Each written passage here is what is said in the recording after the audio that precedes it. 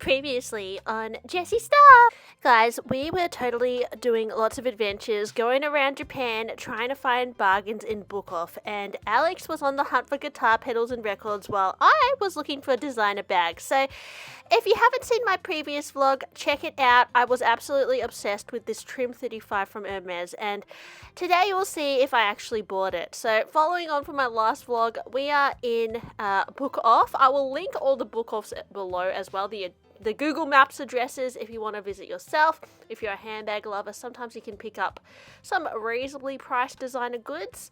Always shop with caution though, and try and do your research on certain styles before you shop.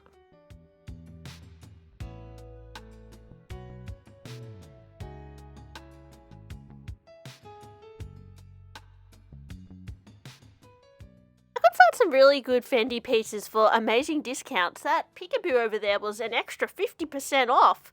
And how cute is this little vintage baguette thing? That one was around 900 Australian. Maybe not the best deal. You could probably find something similar in Australia for that price.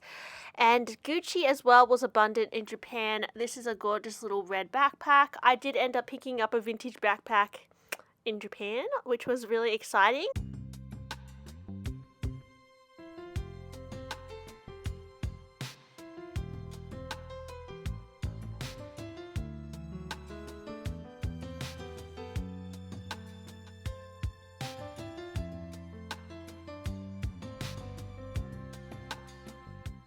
Keep an eye out for extra sale stickers as well. Like, I noticed a few bags had like extra 20% off, even sometimes extra 50% off, which, you know, does cut down the price quite a bit. You can pick up monogram pieces from, you know, a few $100s to mid-range, 1,000 to several thousand. I mean, some of these vintage pieces were, you know, that Alma was 300 Australian dollars-ish, but maybe not the best condition.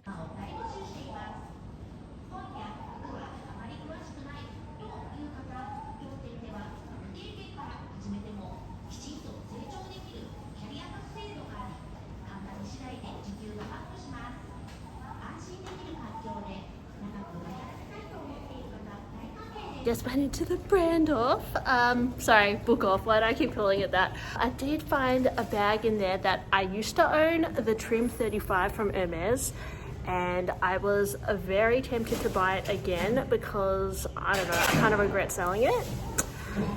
But when I had a look at it, it actually felt a little bit different to the one I used to have, because I used to own the exact same bag. It kind of felt like the corners had been touched up or the whole bag had been repainted, because I looked under the little strap bit and I couldn't find the Hermes stamp. Like, I don't know, it just felt a little bit different to my old one. So I had a gut feeling I should not buy it, because I feel like it could have been touched up, and I have heard of that sometimes happening with pre-loved things, especially in Japan, so that maybe that's why the price was so good. Also, the hardware had some tarnish on it, which I don't know why it did. It was just a bit weird, so I didn't end up getting it, but that's okay. So I would say, yeah, definitely guys, before buying anything pre-loved, do your research, get an idea of the touch and feel of different bags, what they should look like, because yeah, you want to be sure about these things because they're still very expensive. Oh, so I've been to 2 Book Offs so far. Alex, how do you rate it so far? Well, my bags are pretty full and heavy. Yeah. I bought 3 guitar pedals so far today, but they're just so cheap. They're like maybe half the price of what you can find in Australia. Yeah. Vintage things from like late 70s, early 80s. So I got a Boss DD2. They had a DD3 I want, but I just don't think I need both of them. So I'd rather get the first one of something than the one that came after. Yeah, it was so close to buying that Trim 35 bag that I used to have that was so good that I sold it because I wanted to buy this Kelly actually that I'm wearing today. But ever since selling it, I kind of regret it, because I regret a lot of bags that I sell, to be honest. So when I saw it there, I thought it was fate that I buy it, but I feel like there was something wrong with it. Like, it felt, I don't know, what do you reckon, Alex? It kind of looked a bit weird. Like it had been repainted. Yeah.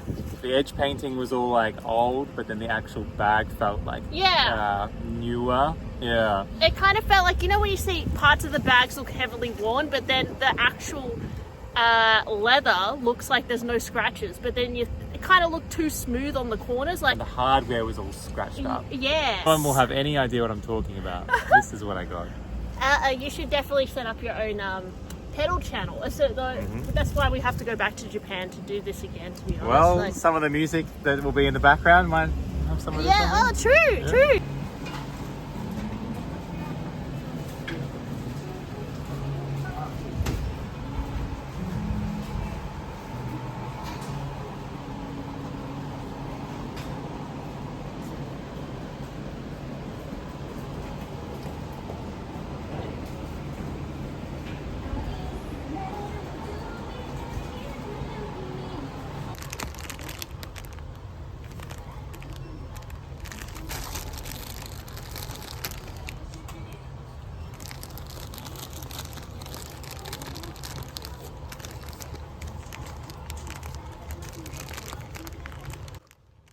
If you're a fan of Sylvanian families, definitely check out Book Off, guys, because you can pick these little guys up for next to nothing. I know sometimes if you buy the sets, they can be like over $40 Australian, but if you just want a few little characters, I totally should have bought these. I don't know why I didn't. I guess I was too excited for the bag section.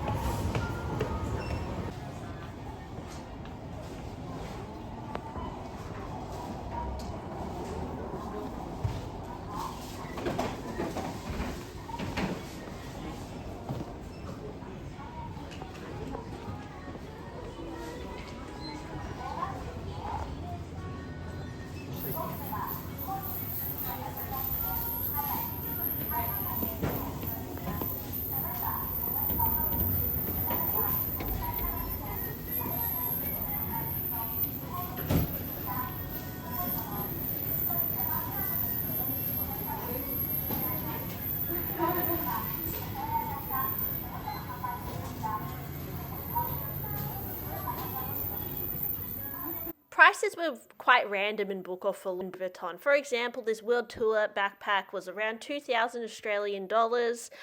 Something like, a bit more of a vintage beat up piece you could get for, from $200 to, a bit over 1,000. That totally bag was under 2,000 Australian dollars.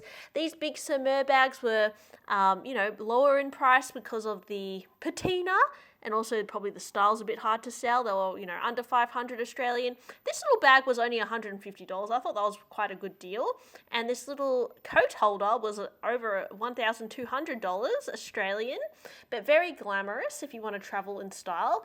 This Stephen Sprouse wallet was 180-ish Australian dollars, but was a little worse for wear. And this little, what else do we have here? We've got this bag, 370 Australian dollars. That's not too bad, I would say. Is it called the Chantilly bag? I can't remember. Speedies were also various prices depending on the year, the condition, whether it had the bandolier. But, some Speedies I saw for under $500. Epi pieces also tend to not hold the value, so you can pick them up for good deals, especially if it's a long wallet. That was only $80 over there. And I thought the standout piece for the Chanel's was definitely this travel bag. That was around 1,500 Australian dollars. This chain around bag was actually a pretty good deal at under, 4,500 Australian. And this Chanel bag was pretty cool too at 1,200 Australian. I think that's actually a pretty decent deal for a Chanel bag. And that hobo style is back in fashion. We've also got this little tote with wood accents. Bit more unique bag from Chanel for around $2,000. But as I said, I think the standout was this Chanel travel bag for about $1,500. There were some very beat up pieces too. Like this piece was only $50 for a Chanel. But, I'm not sure what that even was, like a phone holder or something. And I didn't have much Hermes in this book off, unfortunately. They did have this coin purse for $20, but looks like it's gone through the rubbish. And this one was $130 for the little Calvi.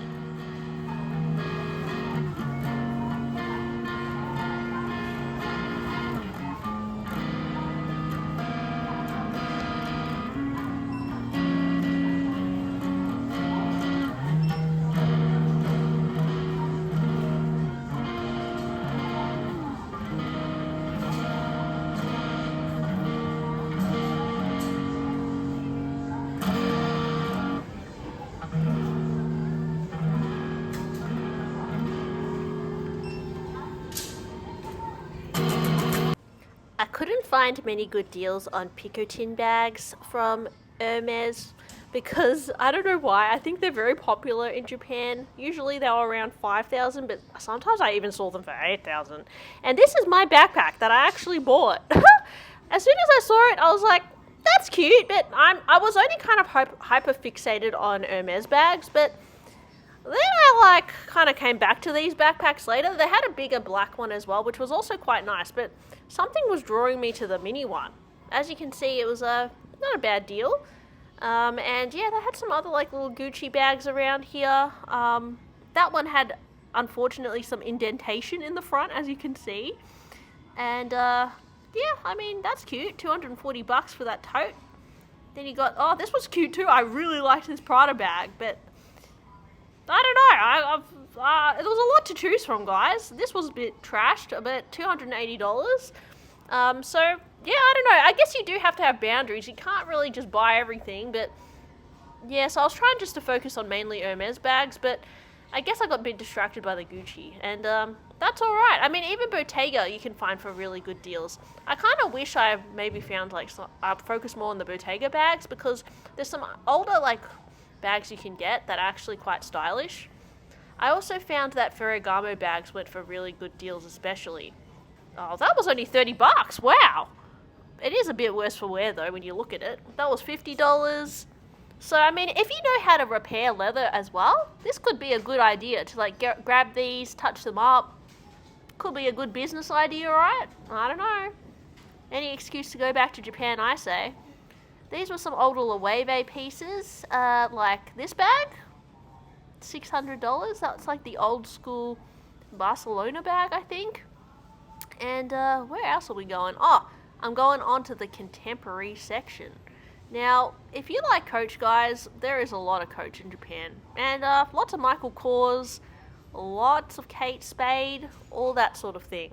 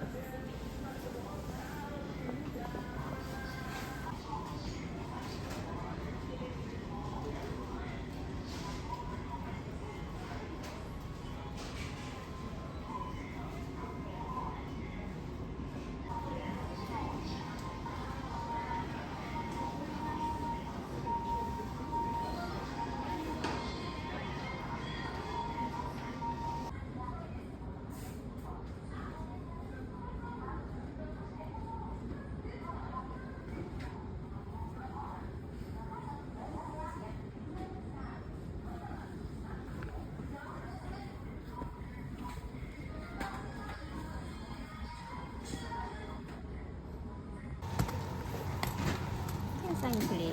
Yeah.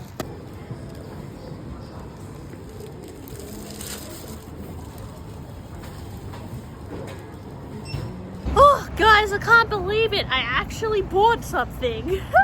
I found the cutest Gucci backpack in there. Oh my gosh. And it's a little worn on the suede, but for the price, I mean, it's pretty cool. And I think I'll wear it on the casual days. And I'm really excited to put a Hello Kitty on it, to be honest. That was the main reason I bought it. And it's a really cute mini size. And guys, I was looking for a mini designer backpack, so pretty happy with that. Anyways, I'm going to stop justifying it, but Alex did pick up a few pieces as well. Oh my gosh, let me show you guys. There he is. Got his haul as well. Just rehydrating. We bought about 4 drinks today each because it is so hot. So I'm drinking Aquarius Superior Hydration. It's actually from the Coca-Cola company, but it's very similar to Pocari Sweat if you guys have tried that. I've also been loving just getting like ice green tea. That's also really yum. Or you could just drink water, but I don't know. They have so many drinks in Japan. It's just like, so many options. So anyways, guys, I'm probably gonna like wrap this vlog up soon. So I don't know if we're gonna go to any more book offs today. But yeah, hopefully you guys enjoyed this video. If you got to the end, give me a lollipop emoji. And I'll see you guys on my next one. Bye!